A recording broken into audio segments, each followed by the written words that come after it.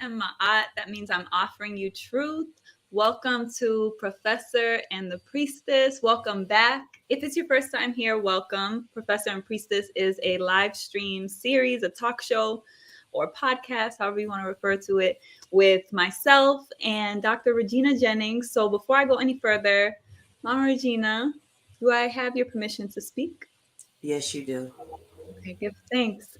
So today's episode is Does Power Corrupt or Liberate? And we're going to be discussing how to wield cultural, economic, and political power with integrity. We're going to really get into the nitty-gritty of what is power, because there's personal power. We've been talking about power throughout our series. The entire season is all about how revolution is the only solution. And we've really been illustrating how Tehuti Ma'at is building on the foundation of all of the great freedom fighters who have come before us, but particularly our 11 pillar platform of the Tehuti Ma'at ideology is deeply inspired by the Black Panther Party's 10-point platform. Well, Mama Regina is an OG original Panther. So can you please introduce yourself to our listening audience for those who may be here for the first time and do not know who you are, Mama Regina? Sure. As Neff has pointed out, I am Regina Jennings, and I am an original member of the Black Panther Party for Self-Defense. I traveled from Philadelphia to Oakland, California, to be a part of Huey Newton and Bobby Seale's vision and dream. And I made that trek when I was around 16, between 16 and 17 years old. And from that foundation, I developed the courage to do some extraordinary things in my life then and even now. I am a writer. I've been a professor. I love being around young people. So I know that one of my purposes is to talk to young people, to explain what I have learned since I have been on this earth for over 70 years. Indeed, even if you find insane elders, because some of us are crazy, in fact, if you catch me at different moments, I'm out of my mind. Now, but when I'm sane, and that's kind of most of the time, there are things that I know that this generation, and I'm talking about the people from 20 to 55, need to know from my experiences, which have been magical, mystical, and absolutely Black nationalists. And I am a person who really believes in reading, not just looking at television or even YouTube. All of this technology has its place. But this is what I know from studying with doctors since I guess, the late 1970s. When you read, there are things that happen within the brain that helps neurons and electrons to connect more holistically. And so therefore, reading is good for Black people. And because I know this, I put together a website with a whole Panther library, not just my books, because I am an author, but books that members of the Black Panther Party wrote themselves. You ought to know that history. You're not going to get that history even in colleges and universities. I know this for a fact. You may get some samples, but you may or you probably won't get the genuine, real deal that all of us need to take in, absorb, review, learn from, and most importantly, my brothers and sisters, to add to.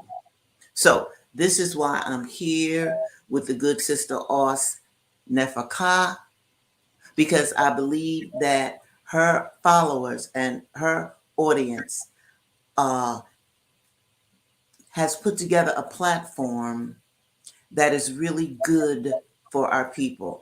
And basically, that's really what I'm about. Just making things better for Black people. This is why I live. This is why I get up every day and do different kinds of work, that is good for me and good for Black people. See, I can't just work for myself. That's out of the question. I work for myself and I work for you. So that's who I am. Thanks, Mama Regina. And I'm Aust NeferKa.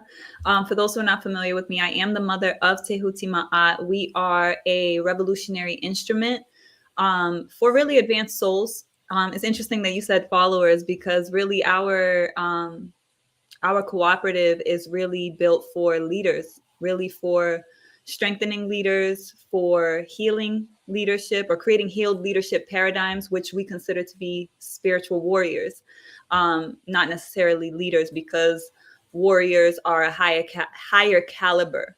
And our beloved elder, Mama Marimba Ani, spoke on this as well pretty thoroughly. And I really appreciate her making that distinction between leaders and warriors.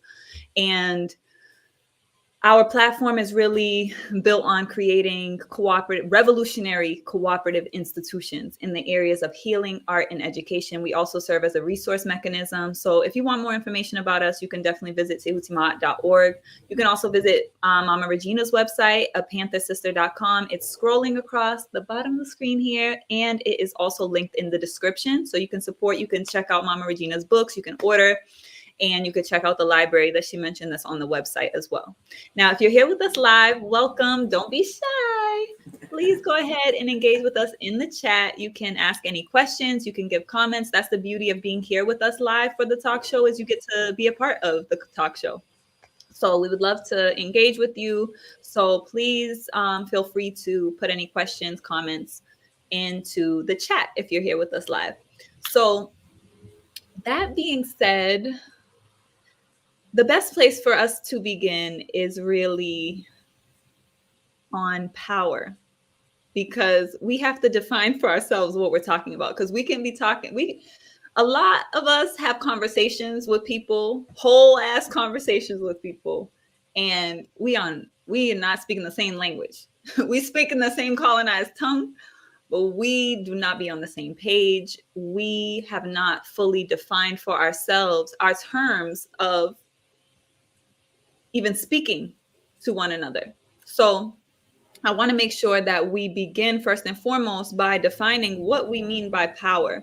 And if you've been here for previous episodes, which if you have not, I highly suggest, because in the description, every episode we've done thus far, because we've been working our way through the 11 pillar platform of Tehuti Ma'at. So today we're covering the pillar of power. So if you haven't watched every other episode, we've pretty much talked about power because it's really essential. It's really the order of the day. I think that every conversation we have and every interaction that we have in this life, in this realm, is really about power. And power is energy. And because we're constantly exchanging energy, if we're not aware of power dynamics, then we become victims within a binary system, right? Because we always talk about the spirituality and how this whole life is a sexual dance of two energies, right? We constantly have complementary energies, whether we look at that as masculine and feminine, or the positive and the negative charge, the electromagnetism of this entire realm. We have up, we have down, we have left, we have right. So we already know, right? So that being said, I want to put on the screen the power definition that has been holding space the entire series thus far. And of course, for those who don't know who Dr. Huey P. Newton is, he is one of the founders of the Black Panther Party for Self-Defense, which Mama Regina can speak more. I feel I have a connection with Donna Huey, but because you physically encountered and connected with and are still in connection with this great spirit, I would love for you to share with people who aren't familiar with who Huey P. Newton is, who this tremendous elder or ancestor, excuse me, is. Huey P. Newton is one of the greatest leaders of Black America, and I'll even say America, but my emphasis is on Black. Why? because he, along with the other co-founder of the Black Panther Party for Self-Defense, Bobby Seale, when they got together to create the Black Panther Party for Self-Defense, it was, as you can hear, the Black Panther Party for Self-Defense. It wasn't the, uh, multicultural. I shouldn't laugh, but anyway. I But was this, on no, this, you, this but is I really, literally said multicultural at the really, same. yes. You got it. You got it. We're connecting. We're syncing here. Um, so the emphasis that I always appreciated about Huey and Bobby Seale is that, first of all, they not only read the autobiography of Malcolm X, they not only listened to the speeches by Malcolm X. In their time, they were able to go see Malcolm X, and they loved him. And they decided that they, in fact, would put into practice many of the qualities and many of the precepts that Malcolm X uttered. I mean, they actually physically saw him. They even, it's funny because both Huey and Bobby, they will even talk about the style of Malcolm. I mean, the only kind, the kind of thing that only people that can actually see you and understand your particular vibe.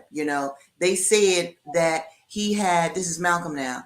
When the brothers described him, they said Malcolm had like this prison cool, and it was the kind of cool, right? Even with his suit and tie, okay, because he always wore a suit and tie when he was given a talk. But they felt that they could sense the aura that this brother had gone the distance that many brothers go. Yet he was able to turn his life around and reach back and extend his Marcus Garvey Foundation, because Malcolm's parents were members of the UNIA, okay, that was founded by Marcus Garvey. That is very, very important. I really want you guys and gals to swallow that, because you see what they knew immediately. And I want to say this too about when Huey and Bobby first got together in 1964, they were college students. Understand that. They were in school. And so, what they did not like, each of them, they did not like, there was just a white curriculum. You would learn about George Washington. You would learn about European philosophers, but you didn't learn anything about Africa. So, what Huey and Bobby did at that time, and I'm saying this because I want everybody to understand, they didn't set out and say, well, I think I'm going to be a black leader, and I'm going to, do these things. But the times spoke to them, and the courage that Malcolm X had influenced them. And they said together, we are going to start Black study. There was no Black studies anywhere. There was even a limit on the amount of Black books in the 60s now that were being printed. Okay.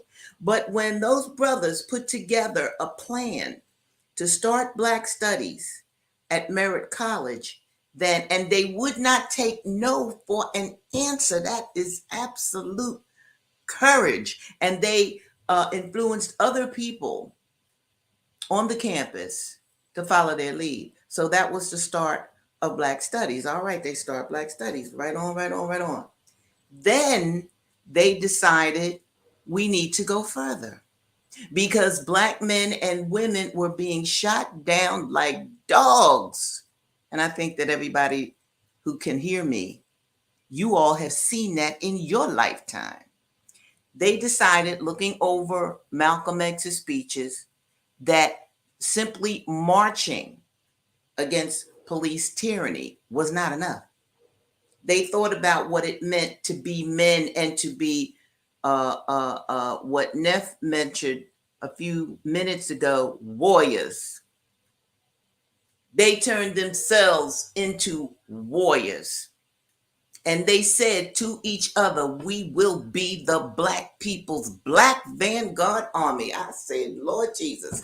Now, I wasn't there. I'm just, paraphrasing what I know that they had a meeting about. When I met Huey, it was so funny because first of all, I couldn't talk. And when I say I couldn't talk, I mean, I would talk to, my friends, we would get good and high, blasted. I mean, that's really what life meant to me at that time. But once I saw these two brothers in a film in Philadelphia, they were dressed in their black berets and had on their leather jackets and they were talking stuff. I was like, geez, what? I couldn't even comprehend everything that they said, but they had their guns. I could see that. I said, well, now this is very interesting because I had certainly seen police brutality and I knew that they were challenging that kind of tyranny. So I decided, I said, well, I knew a couple people in California at the time. I just left Philadelphia, caught a late plane to Oakland, California to be with Huey Newton and Bobby Seale.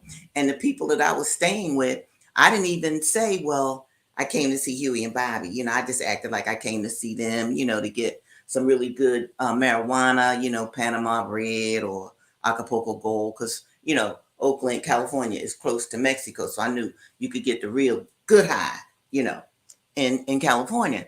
But what I did say to the folk I was staying with is that, do y'all know anything about, the Panthers? And so one person, said we were all laid back high. So one person said, oh, yeah, they having something tomorrow at some place. I said, oh, okay, well, I think we should go. Oh, I don't know. I said, well, I'd like to go. This is my first time in California. And, I'd like to. That's when I first laid eyes on Huey P. Newton. Lord Jesus, God. I said, look at this. And what it was Bobby and Huey somewhere in Oakland. And they were giving a talk. And there were sisters like, I had just never seen sisters quite like that. They had the afro. At that time, no, I had straight hair. It was blonde. It was whatever I wanted it to be for the week. But they were beautiful and serious. And I swear, Neff, I never had seen black people like that. I never saw. And I just sat there in awe. Okay. And when, he and Bobby were talking about signing up to do work, because actually they didn't know I was at it. Well, it was an audience there. I was from out of town, but they, had a sign up sheet for people to do duties that were all for black people. That blew, girl, you have no idea how that blew my mind. I said, well, oh Lord, I got to be a part of this. So that was like the first time that actually the second time I saw him in a film first, that I had actually seen Huey P. Newton and Bobby G. Seale. And when I got on the plane to go back to my hometown of Philadelphia, Pennsylvania, I knew I had changed. And I'm going to even wrap this in our theme for today, Neff, because I didn't see it then or feel it then or be able to interpret it like I'm about to interpret it now. But that was a power move. That was a power play that perhaps my ancestors had stepped in and ushered me there, because once I was on the plane to come back to Philadelphia, I knew. I said, I am not going to be in Philadelphia. I can't. I must help these brothers because I had never seen black men like that. And let me add this too. Not only the black men, but the sisters, they were dressed in black too.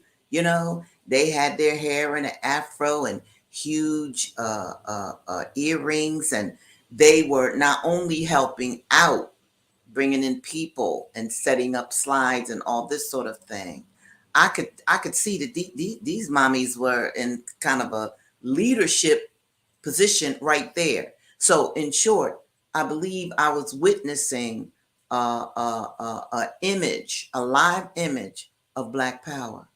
And because I did not know about the depths of Black Power, it indeed changed my life. And it changed my life in a way that still affects me fundamentally today. I say, give thanks, Mama Regina. I love how when you tell your story, because like a few times you've talked about your story and just like, especially the drugs, being on the streets. And it's really powerful to me how the Panthers magnetized all of the people, but Mhm. especially the people that were the most impacted in the scope of the physical material aspect of the warfare, right? Because literally, like the drugs, need I say more? But I think that the other aspect about it that I find really beautiful is the fact that there was such a centering around community service. And Mhm. that's been a central piece of Tehuti Ma'at as well. Whether it's organic food for the people, which is inspired by the free breakfast program, or our Sankofa youth workshop, like everything that created and initiated the birth of this organization, this instrument, was really rooted in community service. Because when I had my awakening and was going through my transformation, the first thing that I immediately wanted to do was, how are we going to teach the children, like how to apply it? Because it was very frustrating to me to find out that, oh, other people were conscious of this, other people know this stuff, because I had just found out. you know so to me it was just like, well, why aren't we doing this and this and this and this? And I immediately just like was literally doing, starting programs left and right.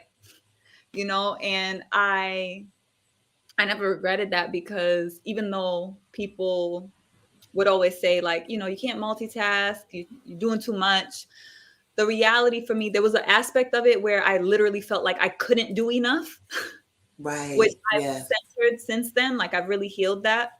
But it's also why it was necessary for me to birth Navigating Eternity as a holistic energy management system, because I needed to align myself and organize my life and my time and essentially my movements in a way that aligned with my energy. And my energy is very dynamic. And I actually, that makes me feel good to do multiple things. Obviously you can only do one thing at a moment, in a single moment.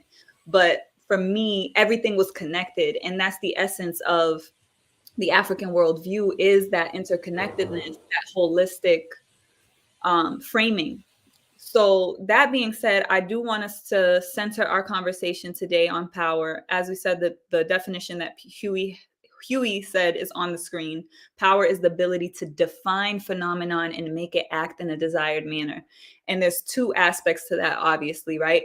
It's the aspect of definition, which is the power of narrative, to be able to frame anything in a way that you actually create from within yourself, from your own worldview. Now, unfortunately, most of us have a very linear perspective, and we have we do that same dichotomy because we've been programmed indoctrinated in European institutions that are compartmentalized and segmented and not holistic. So for us to return back to our African worldview, I always love to use a frame of reference and analysis that was created by one of our great elders, Dr. Leonard Jeffries, because Dr. Jeffries created the pyramid analysis as a way for us to have an African-centered approach to analysis that is holistic. And that frame of reference that I'm offering right now is the pyramid analysis, which focuses on making sure when we're doing any analysis and we're looking at anything and thinking critically, that we look at the cultural, economic, and political aspect. So the three sides of the pyramid are culture, economics, and politics.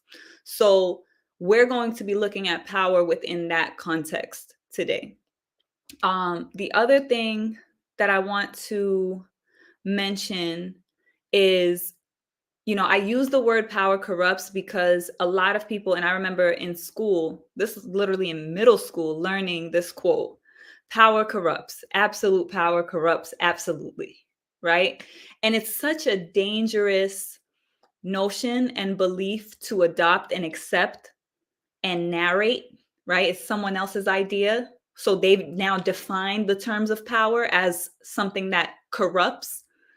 And it's not that power can't corrupt, but to say indefinitely that power corrupts inevitably and that absolute power corrupts absolutely is absolutely a expression and the epitome of what I'm talking about when I say like Eurocentric thinking. So we're talking about, looking at a Greco-Roman worldview. And that Greco-Roman worldview, you can even see it with like, modern psychology, Sigmund Freud, it's like this idea that human nature is innately like evil, or, you know, which obviously we know everything has light and dark. We talked about the complementarity, but remember the European worldview is either or, right? It's looking, it's analyzing, it's objectifying, it's very mental. And the African worldview includes that, but it's both and. So you have to look at both sides and include both. So when we're getting this analysis about human nature and human behavior from a fragmented perspective, it's not true to the millennia that African people have walked the earth with a completely different frame of reference and state of being in synchronization with nature, and gone through many cycles, because there's always ups and downs. Things go into creation and then annihilation, right? So it's a cycle of death and rebirth that happens all in everything that we see in nature. So that's why it's necessary for us to move into a more holistic way of thinking in order to have this conversation, right? And I wanted to ask you something though before we move on, Mama Regina. And what I want to ask you is, because you mentioned Huey P. Newton, you also mentioned the sisters being present, and I feel like with the movement now moving forward, especially in this moment, there's going to be a massive rise of female warriorships, female leadership. And this is going to be very powerful to balance the energies. But at that point, right, we had Malcolm, and you talked about Malcolm's influence on Huey and Bobby. And I wanted to ask you, right, since the Panther Party, what's your perspective on why we haven't had a display of Black male courage in that fashion again? To that question has to do with the enemies of Black people who control America. They were not going to allow another Huey P. Newton or Bobby G. Seale or Apprentice Bunchy Carter. Girl, Lord G, you have got to see one of the other loves of my life, Apprentice Bunchy Carter. He ran the Los Angeles branch of the Black Panther Party for self-defense. Brother Love had been a leader of about 3,000 to 5,000 gangbangers in LA. All right. And Bobby and Huey persuaded him to join and be a leader in the Black Panther Party. I'm telling you, them brothers were two. Bunchy was assassinated, by the way. So I wanted you to know that as well. I had never seen a brother like Apprentice Bunchy Carter, just like I had never seen a brother like Huey Newton. I had never seen a brother like Bobby Seale. The closest Black men that I saw that were in that vein, if you will, were outlaws. They were criminals. They were, hustlers. They were, they wore the suits. They looked good. They were the boosters. They were I guess some of them were pimps, some they were drug leaders. This is the kind of man that I was used to seeing in Philadelphia. In fact, many of them were in my family. Now, when Black men in particular displayed a courage of, you know, I'm going to protect my people. Because let me tell you what Huey and Bobby did prior to starting the Black Panther Party for self defense. They decided that they were going to follow the police themselves. Okay. It was legal, constitutional to openly carry in Oakland at that time. And whenever they would go through a Black neighborhood and see that the police were, you know, abusing any kind of a Black male, Huey and Bobby showed up. This is before the Panthers. Before the Panthers. They decided they would show up. They got out of their car with their guns and would stand there. And when the white pigs were, you know, abusing a Black male, I mean, they saw these two brothers and they would say, go away, go away. And of course, Huey would read them some law that said he could stand a certain distance from the scene of any interaction between the police and the populace. This is before the Panthers. And when the police would take their victim, put him in the police car and take him into the police station, Huey and Bobby followed them and took their own money, Neff. They took their own, these are not rich men, okay? They took their own money and posted bail for the brother that was battered by the police, okay? Those are great recruitment. Isn't that's just, I mean, people were just, because Oakland would see this and that was, God, look at that. So now, the powers that be that despise us because they also want to eliminate Black people from the planet because they think that the planet is overpopulated anyway. They've been thinking this for years because I've read the declassified reports. They want to decrease the population, especially of Black people on the planet. Now, add that to they are actually seeing warriors, a Black army, to stand up to them, is willing to go toe to toe with them. And they hadn't seen that yet. They had not, and they knew that had to be stopped. So what did they do? They made life absolutely miserable for many of the Black Panther Party for self-defense. Sir, Huey and Bobby been in jail more times than whatever. Back and forth to jail because they knew that in jail we would indeed raise money to get them out. And while we're doing that, we are sucking resources from our party and making it not able to grow in the manner that we wanted to. That's first. Then, but we got them on this too. There were brothers and sisters who said, okay, we want to do more than just the Black Panther Party for self-defense. They created the Black Liberation Army. Girl, please. Them brothers and sisters, I just bow down. These were our absolutely guerrilla warriors. And they were taking care of the kind of business that needed to be taken care of in the Black community to show, okay, that we love our Black people and that vices like drugs and all that, they were cleaning up the community. Now, understand that the powers that be, they know where the drugs are coming from. There's no drug factories in Black communities. They know where the shipments are being, airplaned in and all of this. So yeah, Iran Contra. I mean, I think it's also important for people to know, like, these are not conspiracy theories. I always like to make sure that, like, we give some resources, some references, because for a lot of people, even people who, intuitively know that, it's important for us to be well read. We need to know, believe, and I mean, know in that core knowing, because we cannot have self-doubt around what the circumstances and situation we find ourselves in is. We have to be crystal clear on the fact that we are in a war, We're in a war because it has been our inability to to see move that. as such Mm-hmm. that has us in the position that we're in right now, where people don't Mm-hmm. even see Mm-hmm. it. So, but go ahead. I didn't want to cut you off because I know you No, were. I'm on track, and that's important for people to know. And I was even trying to think up some books. I know it's one that I've read called The Heroine Deception, which is a good book, but I can't remember the author's name.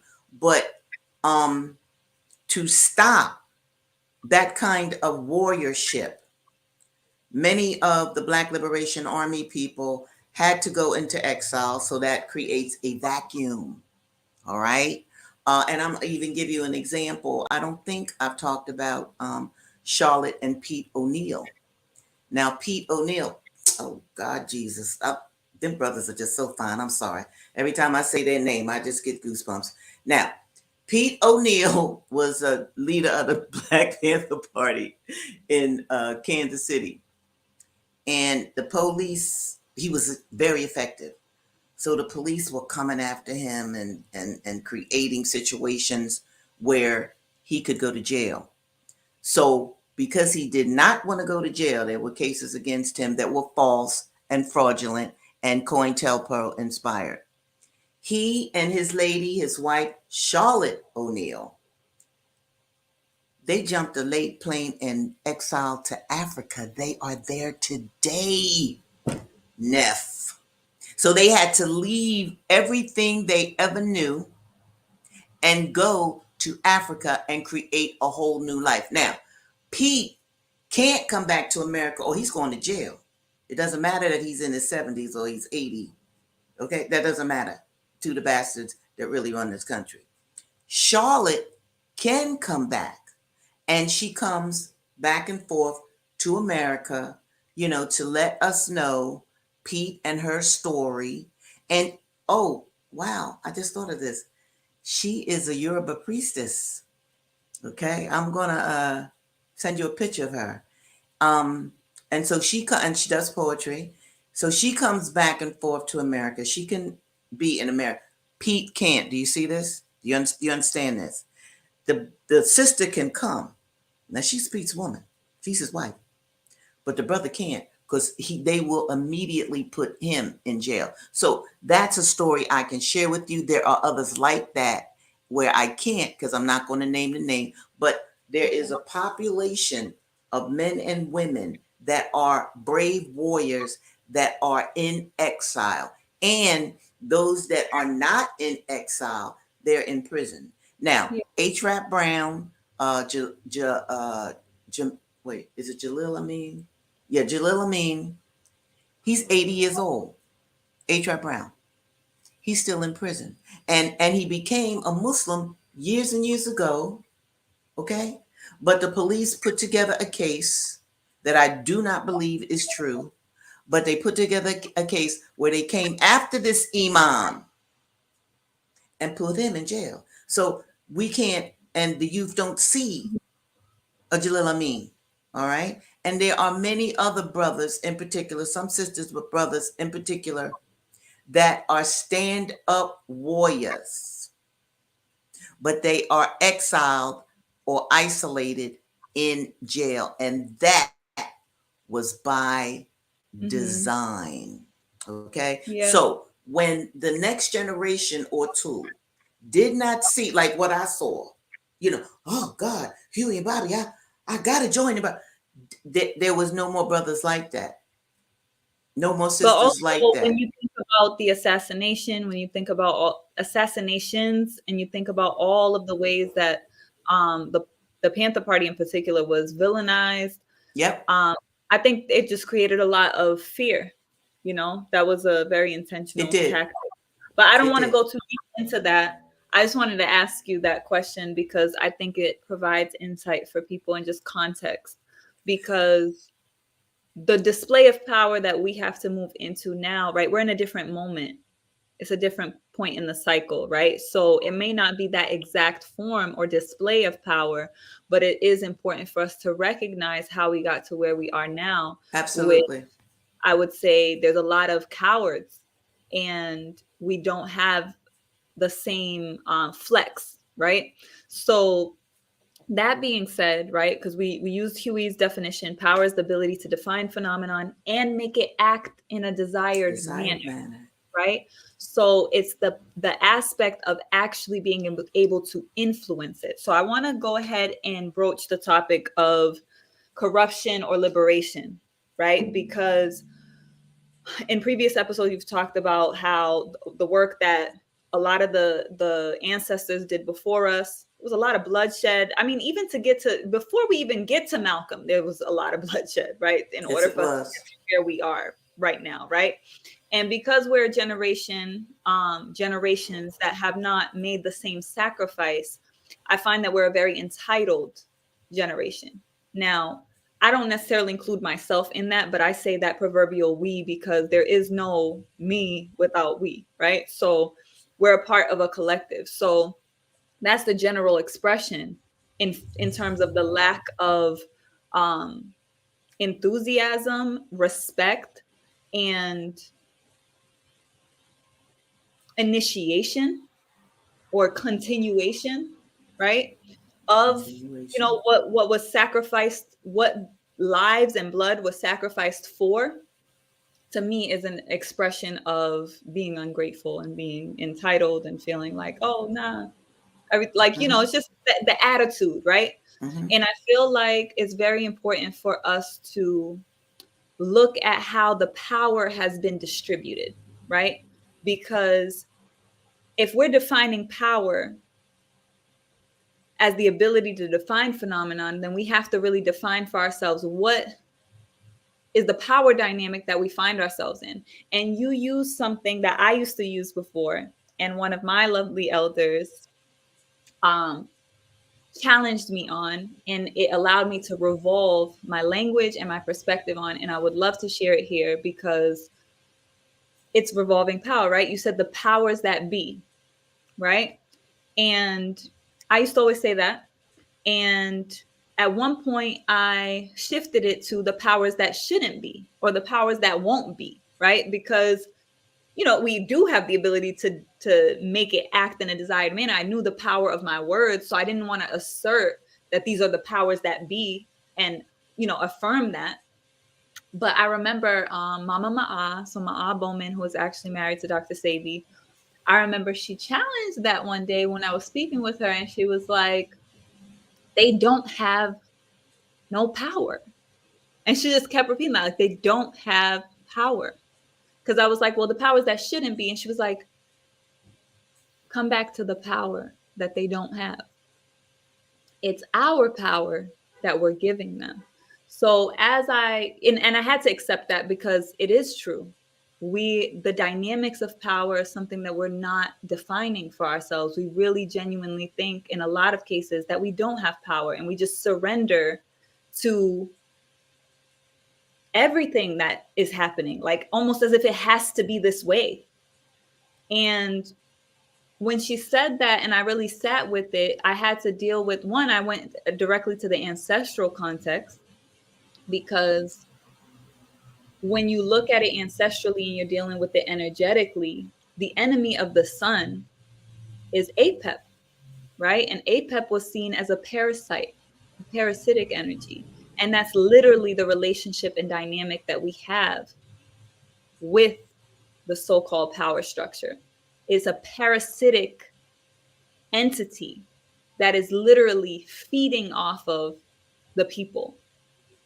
And if we zoom in and we look at specifically African people the world over, however they want to identify, we have to zoom in and really see what is happening there. Why are the resources being extracted from Africa, but none of the energy is produced there? The chocolate is not produced there, and all the things we talked about in the previous episode, right? It's obviously parasitic. So it's very important for us to look at that in particular, because when we say it for what it is, the parasites that be, one, we get to see things clearly, but we also with our language, we get to direct the power, direct the energy, because a lot of us speak in a way that is disempowering, and we're not conscious enough of our words. And I brought this up in a previous episode also, um, how Malcolm said that English is the language of liars. We're already using a colonized Mhm. tongue, so we have to deal with the reality that it's all spell work. And the language of English was created very strategically, and people don't realize that the people who created this so-called nation, or the divided states, and a lot of the European world, they were occultists, they were astronomers and astrologers. They were not ignorant to the things that I've been lifting as far as our sacred science. Whether you look at Freemasonry or the Roman Catholic Church, like, it's all parasitically sucking on the wisdom of our ancestors, but for what? A corrupt ends. But that doesn't mean that that knowledge and that information has to be used in a way to wield it in a corrupt manner, right? Like, we can take that knowledge and that wisdom, and instead of overpowering people or taking people's power, manipulating people, deceiving people, because that's how they do it, is through deception. Because people aren't freely doing it. Most people are not freely doing it. Like, they truly believe a lot of the shit. And that's how the energy gets siphoned. So for us, it's very important for us to be able to define for ourselves what energy dynamic, right? What power dynamic we want to be a part of, and be conscious of what we're choosing. And I know that word gets a lot of like flack because, you know, it's just awareness. Be aware. Be aware of what you're choosing, because the power is expressed in your choices. Like, you are either choosing to wield your power, or you're choosing to give away your power. And I find that we did the episode on preparing people for power, because we had to talk about sovereignty, because a lot of people are afraid of power. And I believe that a lot of people are afraid of power because they think that power corrupts. And I can speak on that personally, because a lot of my journey has been to feel worthy of my position, feel worthy of carrying and wielding my power. And we all have so much power, but it's like we're constantly giving it away, whether we're giving it away to deities and religions, or whatever it may be. But like, it's like every chance people can get, they're like trying to run away from themselves, run out of themselves. And that's a very dangerous thing. But I wanted to allow you to comment on that part of Yeah, and it absolutely is a very dangerous thing. But again, it's by design. This is generational. We were owned, and I do mean owned, like OWNED, for at least 3 centuries. Owned by one of the most brutal people. You can look at them now. Look at the wars that this country has started. They live in blood. They love blood. They are the creators of vampires. We were under their ownership for centuries.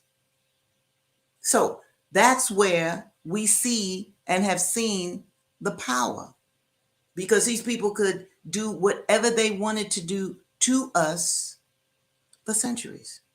Not only just to us, to our children. That's what chattel slavery means. You my slave, your child's my slave, your child's child is my slave. So there is a lot of psychological baggage that many of our people are carrying, especially, like I said earlier, when you remove out of sight the warriors and you put in positions of power Black people who do not have the real interests and the growth and development of our race in the forefront of their minds. You see, even with like the new music, rap, hip hop, Many of the videos, they took over the videos that were empowering, like from Chuck D, and replaced them with the bling. I mean, like, I got a big car, I got a woman with a big ass, I mean, this is what they did. And because the present generation or generations, this is what they then saw as power as well. Okay. And because these people promoting this kind of music had money, okay, capitalism was raised up higher.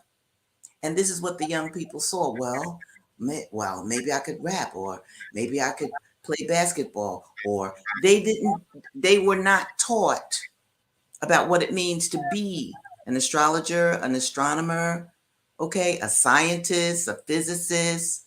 Okay. This weekend, Sister Neff, I was invited along with other elders to speak to young people.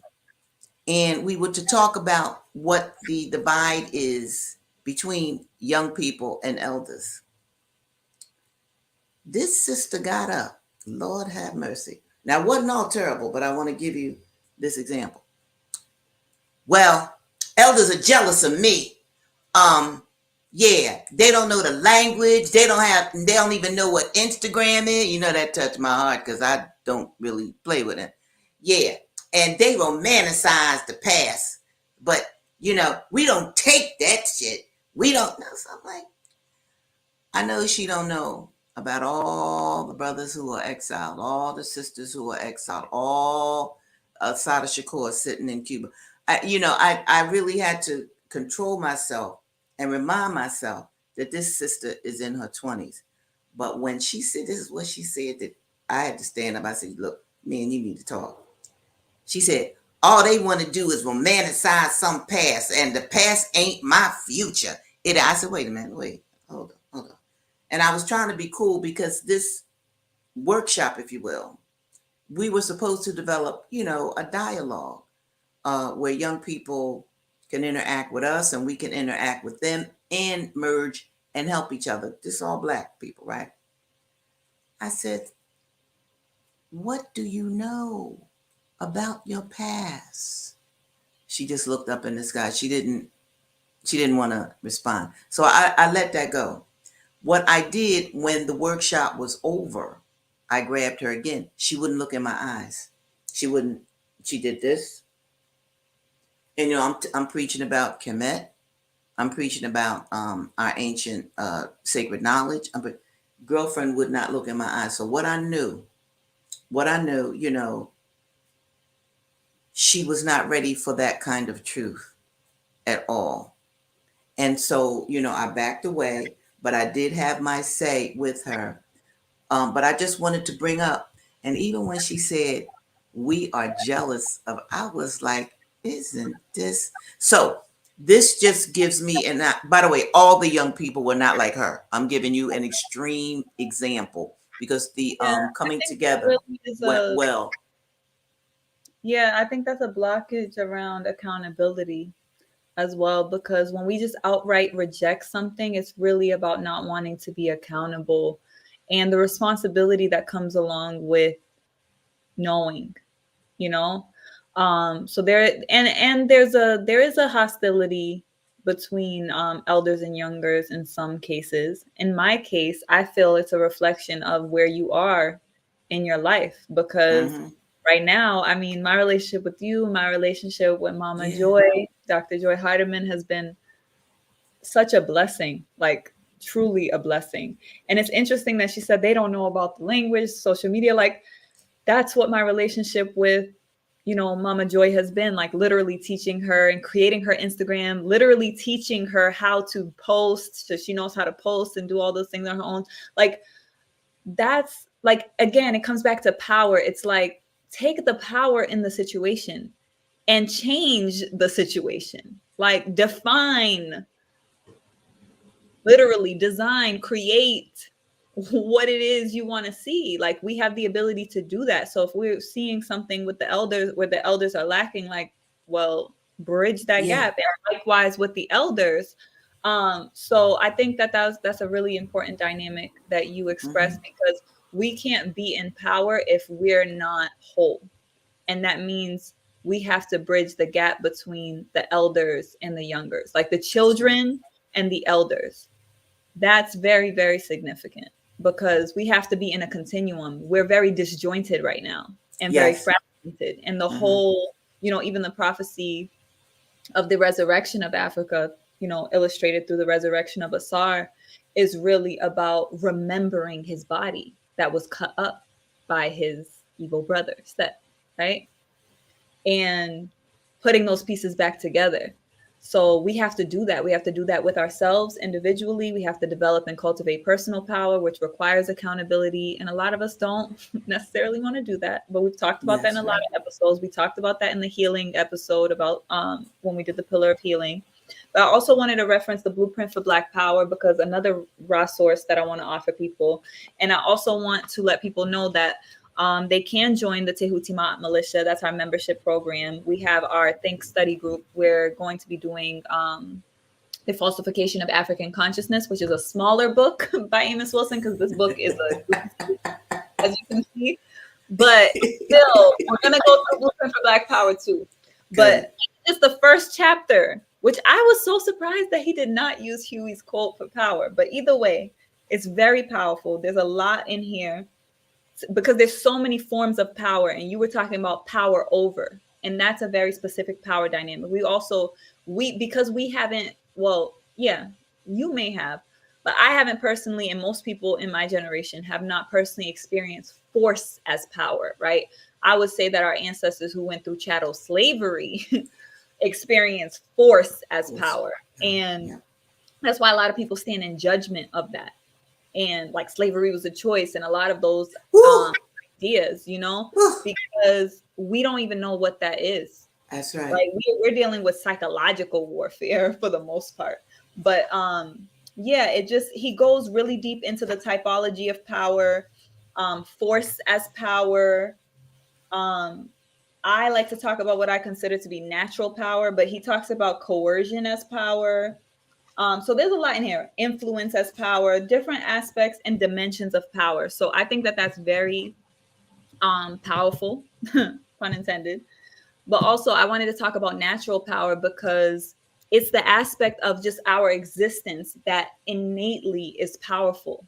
And we're in a system that's designed to constantly project onto us and to make us feel and believe and think that we don't have Have power. power. That's right. Yeah. And that is the ultimate lie, because the moment that you believe that, you surrender and you give access to your power. So now you really don't have power, because now you've allowed it to be, you're leaking the power everywhere. So that's why even in the last episode, I mentioned the sexual healing workshop, which I'm going to continue doing that work. But like knowing how power moves through our bodies, like quite literally, like physiologically, knowing the energy dynamics of our electromagnetic field, the aritu, or what many people know as the chakras, the energy centers, like this is key. If you do not have knowledge of self and how That's right. your actual body and your own energy functions, That's right. it's like it's futile. Like, what are you doing here? Mm-hmm. So it is important though to lift that the aspect of integrity and carrying power with integrity is one that has a lot to do with being selfless to a degree. And I feel like we have to balance it with the both and, right? Coming back to Ma'at, because it's very important to recognize that we have to see ourselves as the people, but we also have to carry that collective responsibility. Even though we want to honor ourselves as individuals, we have to hold the collective responsibility. And I think that we're moving into a stage, humanity's moving into a stage where it's really ordained. And I Mm-hmm. hate to use such a fluffy word, but there's certain people that like a lot is going to be revealed. Like the veil is getting pulled back. People are going to see Yeah. things for what they really are, what people's true motivations are. And I remember Huey did this speech, and it was something, I think it was like mercenaries versus gorillas, and him like talking about the two. And there's a lot of people who are moving and doing certain things that look like it's the work. It looks like it's Yes. revolutionary. It Yes. looks like, but their motivations, their interests are not aligned with the people. It's not a That's right. selfless.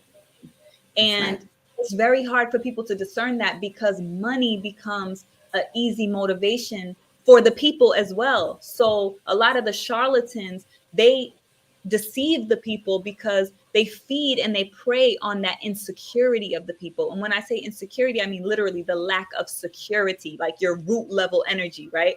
You're in survival mode. So if I can convince you that if you come to me and give me your power, whether that's through your attention, your investment, your money, whatever it may be, now instead of me empowering you, you have to keep coming to me. Mm-hmm.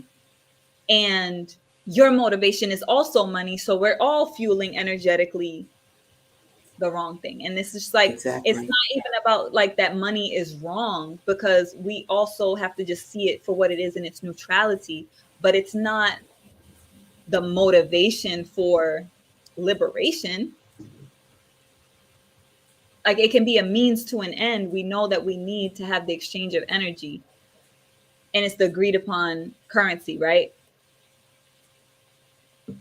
But what's the actual values? Is money the top value? Because a lot of people, the value is money. They value money over relationships. They value money over integrity, over, life even.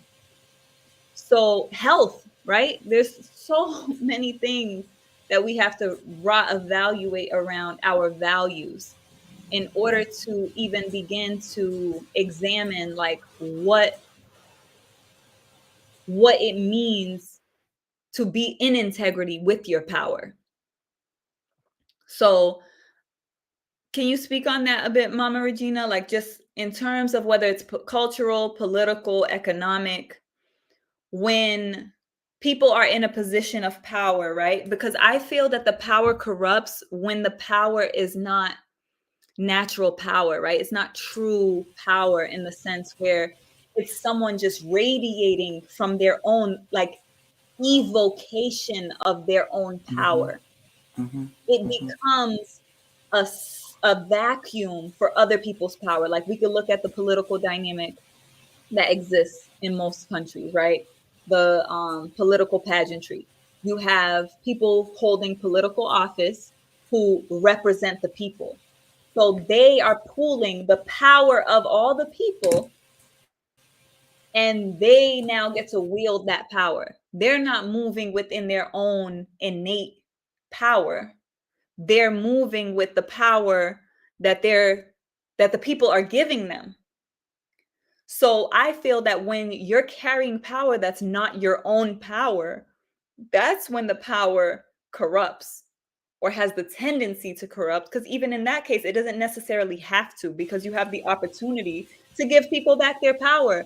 But that's the thing. Most people, when they get a taste of power, because they haven't gone through healing or any form of initiation or any form of, they don't have anything making them accountable to the collective, which is also why I think it's That's very right. important for people to consider joining Tehuti Ma'at, That's because right.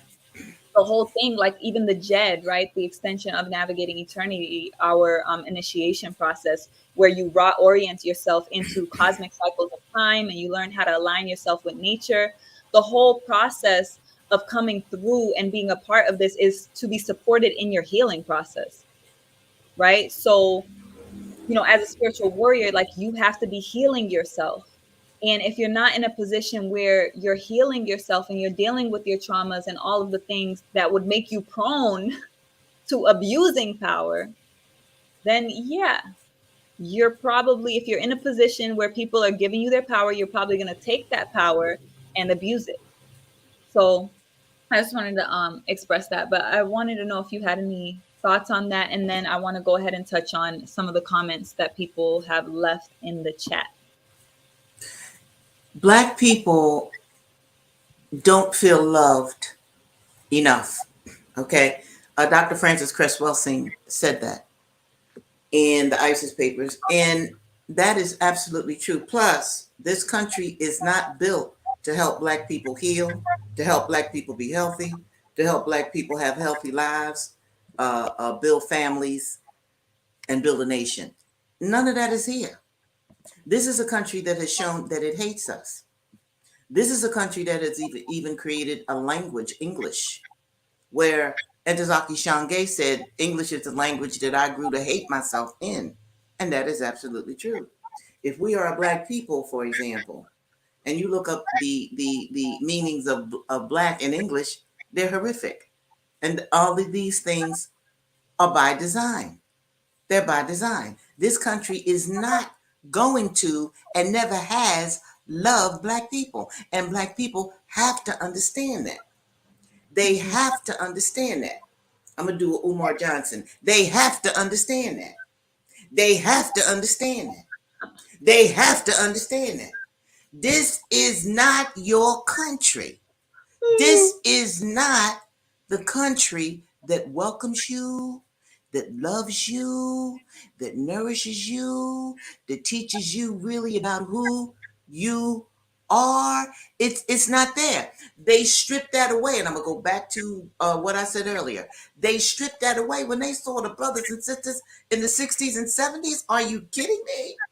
I mean, kids, young people were going to school in these poor schools with books that had belonged to white children.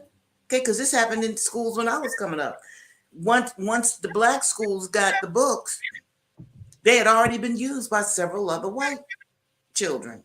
Okay, so they weren't even fresh and new. So we're always taking handouts, cast-offs, this sort of thing. That kind of treatment. Plus, Black people have always had the worst jobs ever and the lowest paying jobs. And as you astutely pointed out, this is a capitalistic system.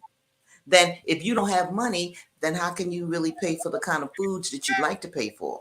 How can you make sure that your children look nice when they go to school? And you done work 8 to 10 to 11 hours a day, and you get home, and if you're a woman, you got to cook dinner? Then how much time have you given to your offspring? Not that you don't want to do this, but you're tired. There's no time. So this generation and these people that we are referring to, they absolutely, our population does not love itself. Okay? It hasn't been taught self-love. And you see, because I know these things, and so do you, it is imperative that our people understand what it is that you are offering and how they can become a part of it.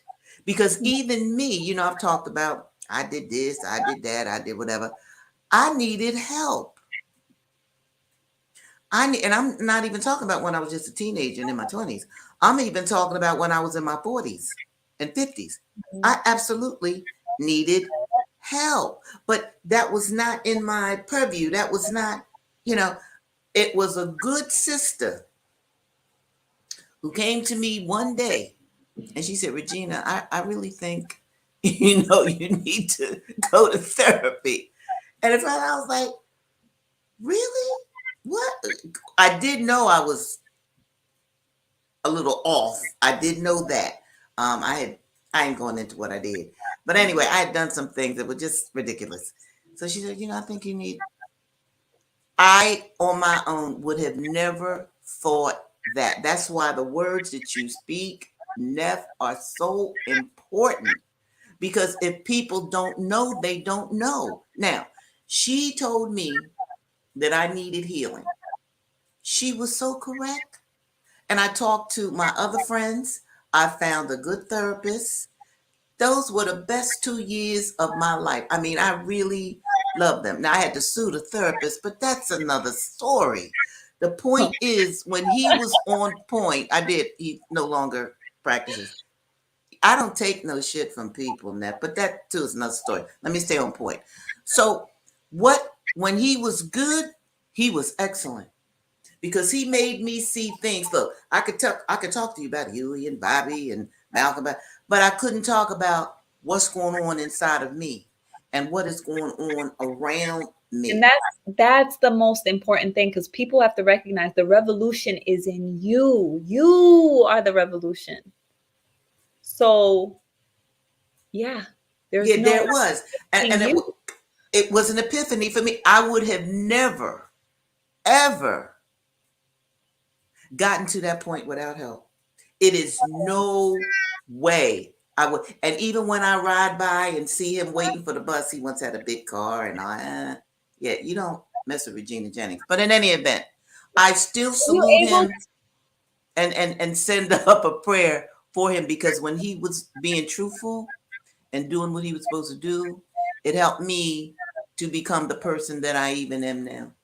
Yeah, and there's so many different therapeutic approaches we can take. I always encourage people to do journaling, writing, get it out your head, get it out your mind, process things for yourself at the very least, you know. Um, and if you can, go through therapy with someone trusted. You got to just allow your life to guide you to the therapies that align with you, because there's so many different ways, and you really have to follow your spirit. So You that's why do. I always encourage people to begin with themselves. Begin cultivating and refining your ear to your own inner voice, right? Being Absolutely. able to discern the different aspects of yourself and begin to synchronize them and remember them, right? Putting them together, putting the pieces together, becoming whole within ourselves. And Because the more, Neff, I want to yeah, tell you about this because this is so magical and so beautiful, and it just happened today. For the past 2 weeks, I've been thinking about and planning on sending two different people flowers. They have some distresses in their lives, and I just wanted to, send them some flowers. Now, this has been going on for 2 weeks, but I haven't done it yet. Do you know when I came home today, on my porch was a bouquet of flowers? I love it. Okay. See, there's magic that people don't understand in this life. There's People tell me, magic, metaphysical. It's beautiful, yeah, and this is why I really appreciate what it is, the various ways that you are helping people to heal through literature, through the exercises that you have, the meditations, and so forth. That is absolute. The journaling. Oh God, I journal all the time, yeah. even now, Yeah. and even today. I said, Lord, when I came up on my porch and saw the flowers, I said, Lord, have mercy. Because see, that's the universe speaking to me. Yeah. So it's giving Okay. attention to the messages that your life is giving you. So that's why it's important not to try to escape yourself and ignore your life or get pulled into the vortex of these devices, which I do want to speak on one quick brief thing. For anyone who's watching us in real time live, I know that tomorrow they said that there's going to be like a national alert on the phones that FEMA is putting out, and it's going to send out a frequency through your phone. I highly recommend that people be away from their phones, and if they can, be away from cell towers and other people on their phones, because everyone's phone is going to go off at the same time. And if you can only imagine what that is going to literally vibrate, because it's literally a frequency that's coming off. It's a sound, it's an alarm system that they're testing. So I just think it's very important to be in nature if you can. And we have to recognize that the state of war that we're in right now, like when Huey and Bobby were creating the Black Panther Party, social media, Instagram, all of these things were not a thing. So we have to be clear on what these devices represent and how they're contributing to our destruction. That doesn't mean that we can't use them. Obviously, we're speaking on devices right now, but we cannot be attached to them. I spent 3 years off of social media before coming back on, and I never created my own personal account again. There's a fragmentation that happens when we create an online persona, and that's a huge part of the fragmentation that we're experiencing in our lives and why many people are depressed and going through a lot of mental illness.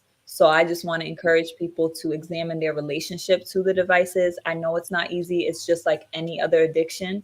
So do not take it lightly. Do not guilt yourself, judge yourself, but really seek the information and do what it takes to reclaim your sovereignty, the sovereignty of your mind, because constantly exposing yourself to frequencies and thoughts and images and things that otherwise you wouldn't have been exposed to in your natural environment is very overwhelming to the central nervous system. So obviously they want us to have a hyperactive and disempowered central nervous system so that we can't think, right? That's why we call our book club Think Without the I. And it's an acronym. So it's Oh, thought, tone, new knowledge, right? Because we really have interesting. to be able to take the power of our minds and put it and direct it in a way that is going to empower us and create healing, liberation, restoration, elevation, and expansion, because that's how we define revolution. Those are the 5 forces of revolution. And I want to come back around to the book that I lifted because I did see the sister put that Good. on there. What was the book? Oops, what was the book in her hand? Mhm. Um, so I don't know if you can tilt your screen up because when I put the comments on, it's like right over your face. I don't want to be disrespectful to you, Mama Regina, but That's cool. it Go is ahead. what it is.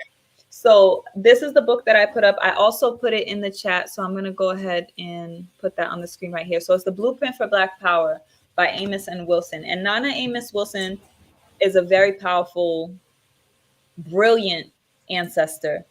The book is a moral, political, and economic imperative for the 21st century. Now, it's a big read. I do think that maybe even starting with The Falsification of African Consciousness is a good start by Amos Wilson. He also wrote the book Issues of Manhood in Black and White. He wrote a lot of different books. And he was uh, focused on the psychology. So it's a very powerful read. I also highly recommend the ISIS Papers by Dr. Frances Cress Welsing. And I'm mentioning that here because Mama Frances Cress Welsing is one of the pillars of power alongside Fred Hampton. So we have specific ancestors that really lead and guide and are examples of each of the pillars. And Dr. Frances Cress Welsing and Fred Hampton are the two for the pillar of power. So I want to lift the ISIS Papers by Dr. Frances Cress Welsing. So I'm also going to put that one on the screen here. Also put it in the chat because the sister asked, can we comment some books and recommendations a little slower, right? So that's the ISIS Papers by Dr. Frances Cress Welsing. And these two are really dealing with the psychology, but the Blueprint for Black Power is very thorough and it goes a bit beyond because it's really getting prescriptive. So a lot of what we're building on in the way that this institution is being developed in order to develop cooperative institutions is literally following this blueprint. And that was aligning before I even read the book. So when I read the book, it just felt so validating to everything that we've been building. You know, he literally has a chapter on cooperatives. So it's a very powerful book.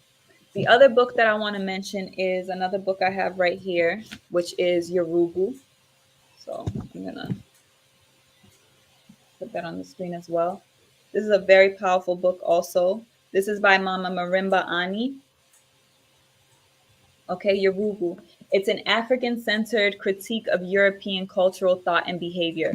I see these two paired as like these two paired are like Neff's philosophy. Like I feel like it's so important to marry the two. It's very necessary because Amos Wilson doesn't necessarily take the full scope of an African centered approach. So you have to kind of do a bit of weeding and integrate the what Yorugu reveals and allows us to synthesize. So when you synthesize both books, it's very powerful. Now, obviously these are hefty books, but if you about that life, go ahead, go for it. If you're not, then you can join the Tehuti Ma'at militia and still we'll do it together, because I know it's not light read. They're not light read. And it's important to recognize that the point of reading the books is to apply them. It's not just to read it and have this knowledge and have debates and intellectually masturbate with the information. We're not about that at all. It's about synthesizing it and implementing it. But you also have to critically analyze it as well, because yes, these are our elders, our ancestors, but we still have to be critically thinking when we're reading the books. We can't just swallow what we read, right? We have to chew it, right? We have to digest it. It has to go through the various organs in the body. So that's the approach that we take. So again, I put it's scrolling. It's also in the description. tehutima'at.org/join. Now, if you join at the Kingdom rank, which is the minimum, which is $22 a month, you get access to our private Discord server. So that is called the ARC, the African Rehabilitation Center. It's a private server where we have different chat channels. That's where you have access to like just the community gatherings. We have our exclusive events. Like on the 14th, we're doing our Intuit Healing Cipher. So every new moon, or the Saturday closest to the new moon, we have an intimate healing cipher. So that's like a really powerful space that we hold as a community, so that we each have the space to actually process the things that we're going through and the things that we're healing through. And you recognize like you're not alone, and you really see how we're all interconnected. And to have that space for that level of vulnerability, and also for the wisdom and the healing that like everyone is able to like offer one another. It's just a very powerful space. I'm very proud of the Intuit program, because it's one it's revolved since 2018, but prior to that, it was the Sacred Womb Circle. So at first it was just for women, and now it is a space that's both for males and females. And you also get access to our warrior workouts and our community connect. So all our exclusive gatherings that happen, you get access to that. You also get access to our monthly report, which is our newsletter. And you get to participate in the Think program, the book club, and so many other things, right? So that's why I wanted to just express that. I'll say one more book, which I think I mentioned before. And if you want to add some books, Mama Regina, I would love for you to do that. And this one is Notes for an African World Revolution. Because I always, you know how people always say, like, if you go into school, like, don't read the books that the teacher assigns you, read the books the teacher's reading. So, Notes for African World Revolution. And this is Baba John Hendrik Clark. Very, very powerful book. Africans at the Crossroads. And then there's also two other books that I'm reading that I'll share with y'all. I'm reading The Temple and Man, which is all about Epi-Aset, which is the Karnak temple, which is literally architecturally designed that we did ancestrally based on human anatomy and the design of the perfect man. Right? And also I'm doing Spirituality Before Religions. Spirituality is Unseen Science. Science is Seen Spirituality. And this is by Dr. Kaba Hayawate Kamini. Those are the books I'm going to share, because these are books that I'm actively reading. I feel like I'm always reading Yorugu and Blueprint for Black Power, and then these others I'm like really focused on right now. Mama Regina, do you have some books that you want to recommend? I would love for you to recommend your books. Well, okay. If people go to my website, they will see a whole library on books about the Black Panther Party, and books by original Black Panthers, and also my particular books. So, I think it's Nefa's going to run it across the screen, where you just come to my website, www.apanthersister.com. And there are many books that I recommend. I'll just say this one because it's important and it's in your lifetime. Do read Asada by Asada Shakur. Yes. Do read Asada, and really read Asada. And I talked about magic a few moments ago. How she ended up in Cuba and alive because this country did everything it could to kill her. Asada was in a maximum security prison. Maximum security. You do not escape from a maximum security prison. So I highly recommend that book because Yeah. there were many within the Black Liberation Army who helped put together one of the most brilliant escapes in history. And you wouldn't know about your schools are not going to teach you Hell no. this. Okay? So Yeah. I highly recommend that book along with the books that Neff mentioned. Any Yeah. book by John Henry Clark is just a must read. Any Also, book by Amos Wilson is a must read. I mean, so you want to create a foundation for your own learning because nobody else is going to do it for you. And you must read. I absolutely encourage you to read.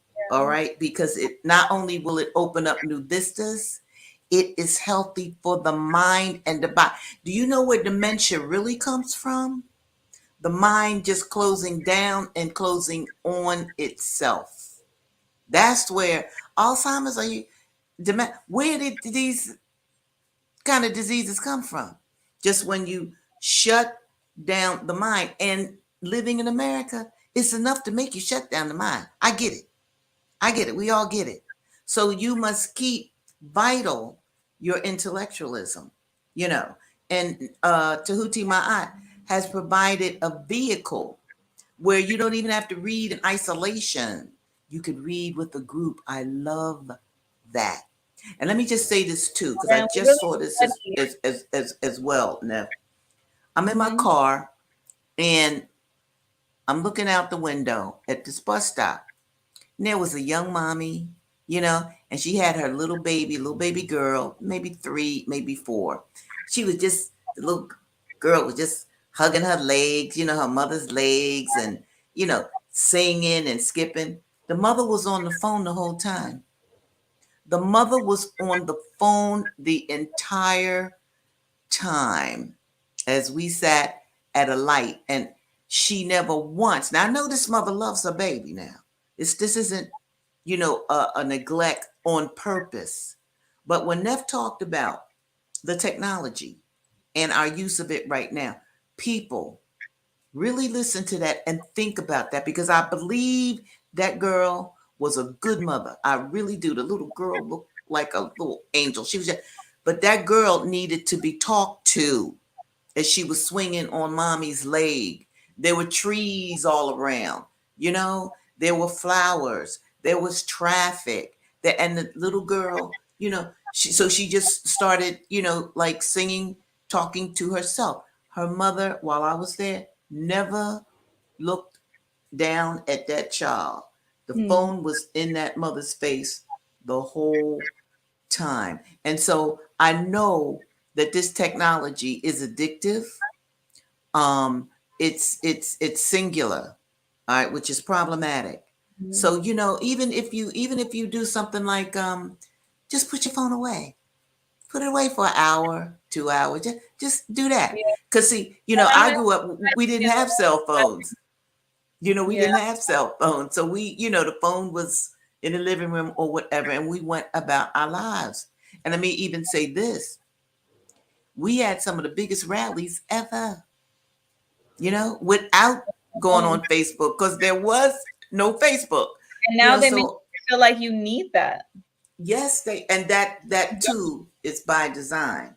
Yep. That too because it's taking you away from your We don't need these humanness. devices. And I know for a lot of people that's like blasphemous for me to say, but it's just true. Like, you know how many times the electricity goes out here and you just had like really because the when we're talking about power in terms of electricity, that's the next frontier of terrorism that they're going to be wielding Wow. on the people. And Mhm. because people are so attached to the internet, I think a lot of people are going to go crazy when power grids start going out because people don't recognize what's happening economically, in terms of a lot of the power dynamics that are shifting politically, and how it is really, politics is not about the government and the political parties. Politics is about the administration of the resources. So that's what we're giving our consensus to that. We're acquiescing to this governance and this system. So that's what is wielding power over us, right? Over Mhm. many of us. And the reality is they're slowing down oil production. The price of oil is going to go up. Most of they're talking a lot about green energy and all this stuff, but the development of clean energy is nowhere near the overconsumption, which we talked in the previous episode about moving from consumers to producers. The overconsumption of energy, especially that which is required with the advancing technology. So what does that mean? That we're going to have a lot of power outages. You know, there's going to be a lag there because they are strategically divesting from Yes. fossil fuels. And it's Mhm. the same oil companies that created the environmental disaster that are now About leading that. the narrative about climate Yes. That's right. change. That's So right. again, that's a whole nother topic. We did briefly touch on it in previous episodes. So I do recommend you look at the episode that was about artificial frontiers and natural systems. And I just also wanted to, I know the brother here, Wale, who's usually with us. Welcome, Wale. When reading, always have and use a dictionary. Absolutely. Absolutely. Attention is power. Whatever one focuses attention on is giving it power. Absolutely. Exactly.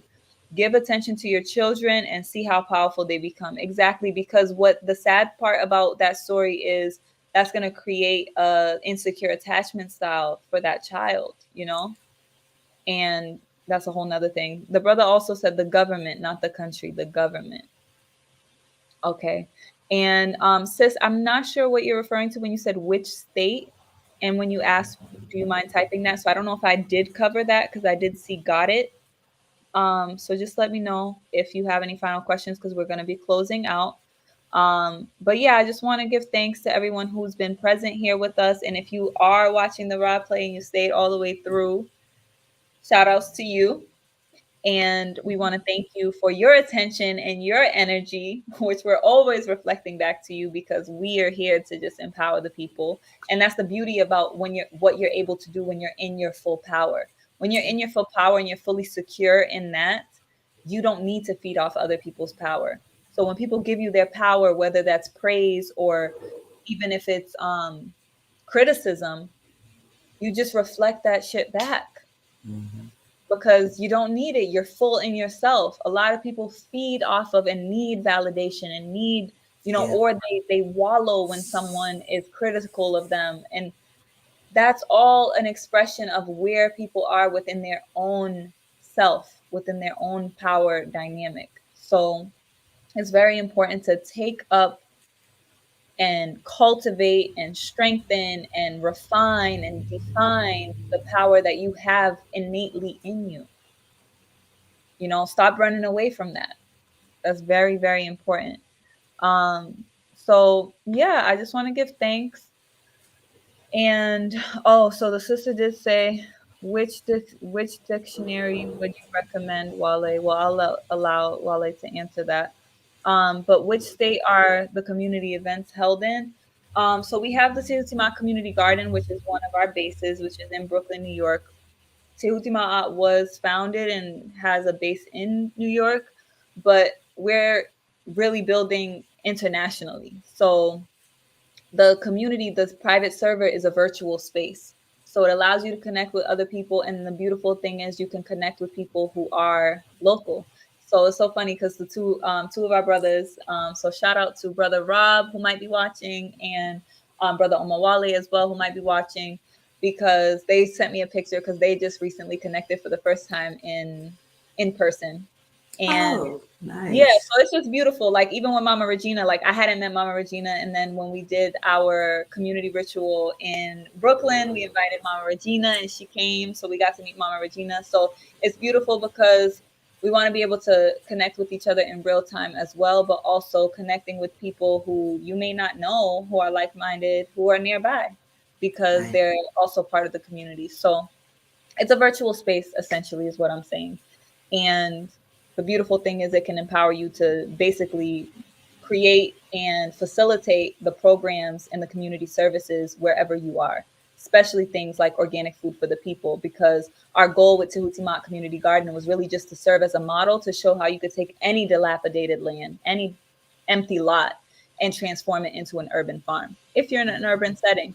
And then I've been developing Rooted Enterprise, which is an agricultural cooperative focusing on ecosystem restoration. So if you're actually on land and you're not in the city, and you're in a, you know, rural area, then, that's also something that we can build on, and you can see how the work that we're doing on the land and the work you may want to do on land can be supported within Tehuti Ma'at as well. Because we have a lot of raw sources. We have our workshops and classes.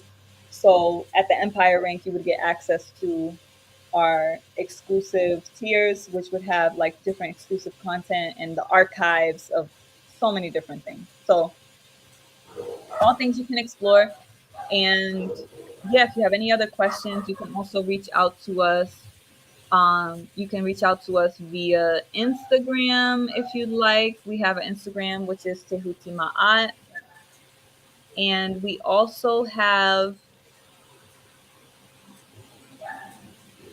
our number and email I want to put on here for anyone who wants to reach out as well with any questions. grow@tehutimaat.org, or you can actually send a text message to 646-883 Ma'at. And any other final thoughts, Mama Regina, before we close out? No, I just want everybody to know I love you dearly and I live my life for myself and for you. Ashe, give thanks. And last but not least, just make sure to support Mama Regina.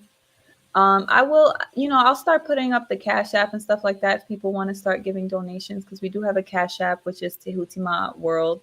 I be seeing other people doing it, and they're like, yeah, super chats, and they're, getting Right. donations and different things like that. So I think that economic component is really important. So I do want to start doing that.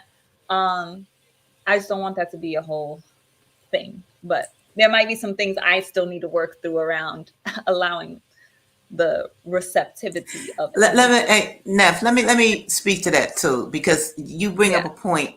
This is what I've noticed, not just about you, but other really good Black people, okay, that really love the people, and they may have had a bit of wealth, not a lot, because I'd have them giving me money if they had a lot, but a significant amount of money where they have a beautiful home and this sort of thing, and because they care about Black people, right? They feel that guilty about what they have accomplished. Okay. And so I'm just here to tell you, with the knowledge that you have, you didn't get that knowledge uh, For free? No. for free. You didn't get it by not sacrificing, in a sense, time and People have attention. no And idea. Yeah. I'm feeling you on it. You But the wealth of knowledge that you have that our people need, okay, it should be paid for. It should be honored by people willing to give some of what they have so that you can continue to do what you do and even broaden what it is that you do. But I do understand your hesitation about the super chats and donations and all like that. But I can assure you some of the greatest minds that I do listen to, okay, and they're not all Black, the greatest minds that I absolutely listen to because I know this is a great mind. I can learn from this. I can learn. They be super chatting and asking for the because I'm the sure I can. greatest minds that really tell the truth about what's going on in Africa, about what's going on in Iran, about what's going on in Ukraine. About they're not friends of this system. They're not friends of this government.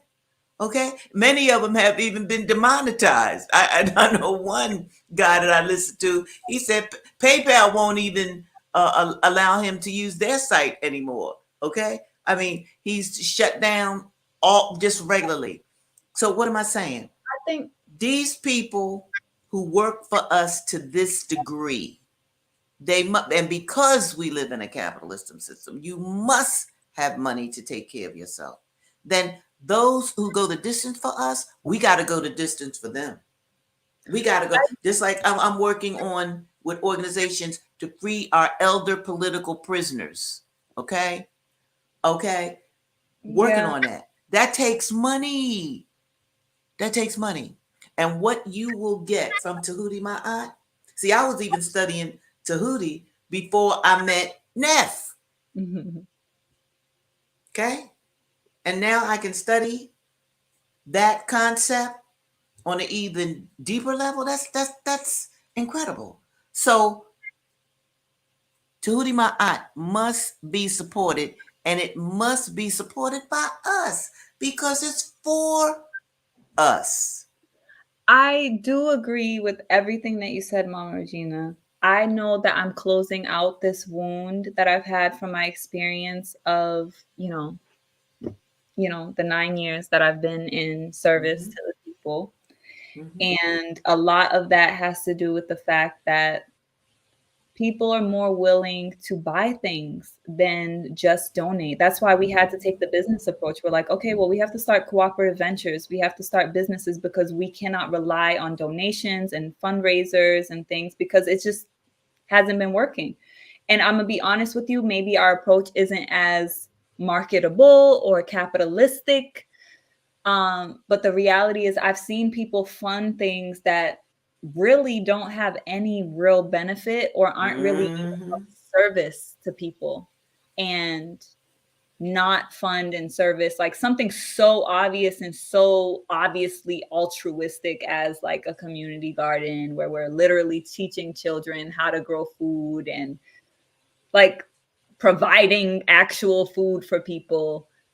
I don't know. I still haven't wrapped my mind around the psychology of it. I do think, like I mentioned, that BBC series The Century of Self, which really shows how propaganda has worked on our people and how people are just so accustomed to being emotionally manipulated. And yeah, it's sad. But I think that the best approach that I'm seeing now is that we really just have to go the route of selling people things instead of expecting people to just outright support. Now, I think the African way would be both and. So the Cash App is on the screen. If anyone's here with us, anything counts. Just give That's a right. donation if you feel it in your heart and your spirit. And we'll gladly receive that. And you can read about tehutimaat.org, tehutimaat at tehutimaat.org/about. So you get really a sense of what we're about. But we've been sharing that throughout the series. And that's what the whole point is of us going through the 11 pillar platform so that you actually see like what is the ideology in more depth, right? But that's also why we're doing the books. We have the online courses, right? Actually creating resources so that we can fund ourselves in a way that isn't in a, Mm-hmm.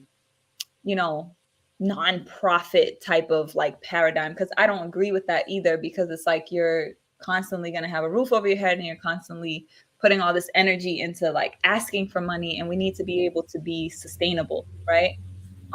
So that's why we create the cooperative business ventures. So by supporting Coins and Karis and other things like that, then you're able to support the work that we're doing and the members of the cooperative. So that's also the benefit of people who join at the highest rank, which is the Galaxy rank, is they get to contribute to the cooperatives. They can vend, they can actually contribute, they can facilitate our workshops and different things like that. So it allows them to also generate a revenue stream, because we need people to be of service, and we're all volunteers. So we have to have some type of economic infrastructure. So that's the approach that we're taking, because cooperatives are, in my opinion, the most revolutionary way that we can engage while in a capitalist system.